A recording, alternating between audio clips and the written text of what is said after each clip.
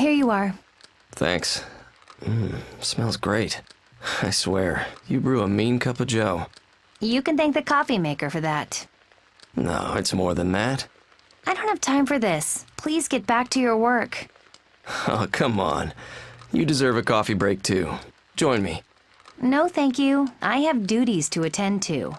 Always the diligent worker. Compared to your idleness, perhaps, Doctor. The team doesn't need a dimwit like me to get the job done right. They're plenty smart enough. But, Doctor, you were supposed to be one of the finest in the world. Yeah. That's why I think they made a mistake. Hardly. All you lack is the drive.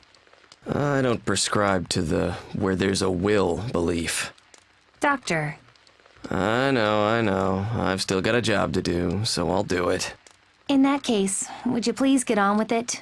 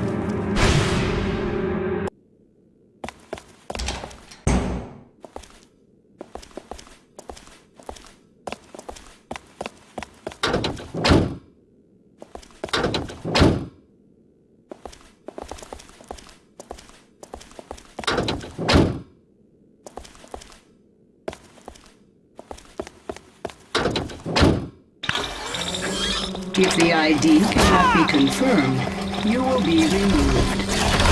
If the ID cannot be confirmed, you will be removed.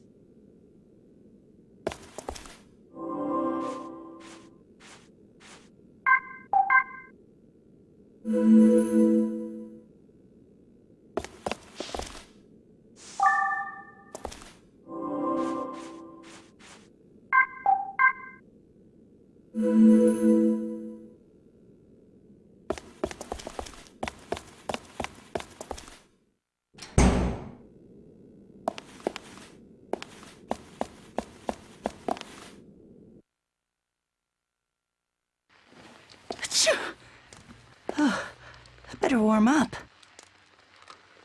Wow.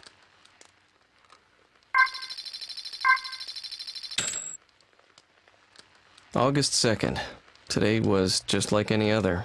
Quiet, uneventful, which I couldn't be more thankful for. Even so, the speed at which this research is progressing leaves me astonished. People think it's that geniuses work.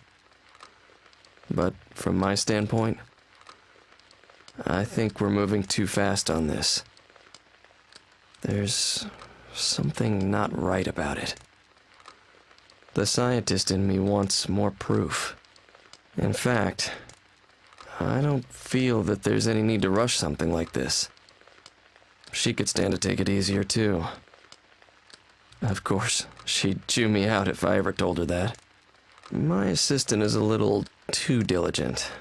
She won't let me get away with slacking. Oh well. Anything looks like slacking compared to her work. I haven't a doubt that working under a more promising researcher would guarantee her a brighter future. I've found plenty of opportunities for her to relocate, but she's more stubborn than I thought. Either way, I more than welcome the idea of drinking her coffee every day. Just writing about coffee has me craving some now. Hey, another cup, please?